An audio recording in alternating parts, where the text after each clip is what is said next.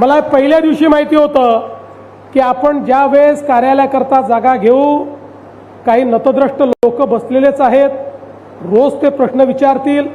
त्यामुळे मी पहिल्या दिवशी मनोजला सांगितलं होतं, मनोज सरकारी जागा नको, जी जागा आहे ती विकत घेऊ आणि विकत घेताना महानगरपालिकेचे सगळे नियम हे आपण पाळू. कारण इकडच्या सगळ्या जागा या लिस्टच्या जागा असतात, त्याची परमिशन घ्यावी लागते, पैसे भरावे लागतात.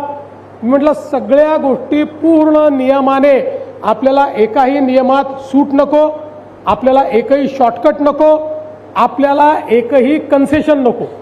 जे काही एखाद्या सामान्य माणसानी किंवा एखाद्या बिल्डरनी देखील जर एखादा प्लॉट घेतला तर त्याला जे जे करावं लागेल ते सगळं भारतीय जनता पार्टी या ठिकाणी करेल.